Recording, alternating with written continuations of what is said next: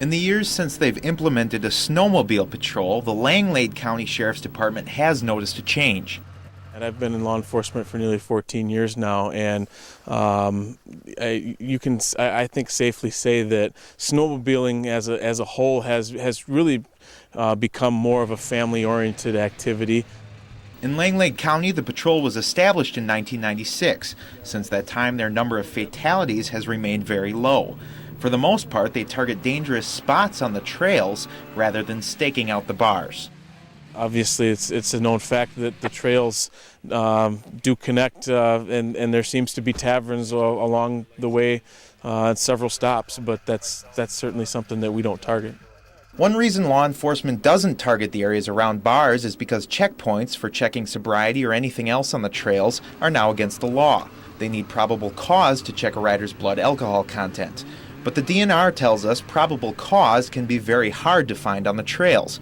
In a motor vehicle on the roads, probable cause includes swerving past the yellow line, changes in speed, or cars driving with no headlights or with their brights on.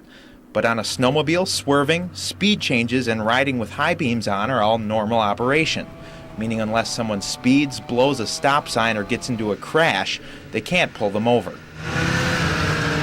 This graph shows a clear correlation between fatalities and changes in Wisconsin law. The blue line marks the number of registered snowmobiles. The red line is the number of fatalities.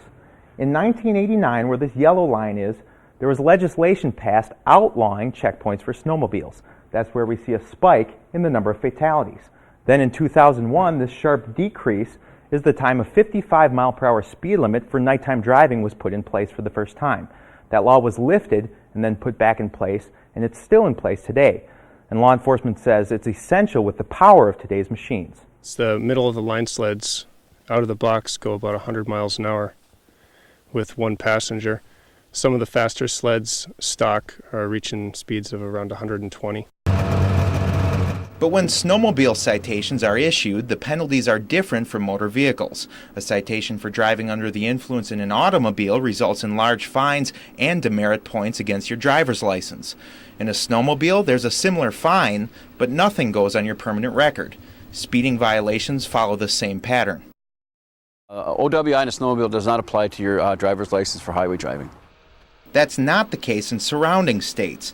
Both Minnesota and Michigan link snowmobile violations to the operator's driver's license. And DNRs in both states tell me they've seen a definite decrease in fatalities because of those laws. Here in Wisconsin, legislation has been introduced to make that change, but has never passed. At least one local lawmaker says that's the way it should stay. It's not a motor vehicle. You know, it's a totally separate thing. Being on a snowmobile trail is not like being on a paved highway.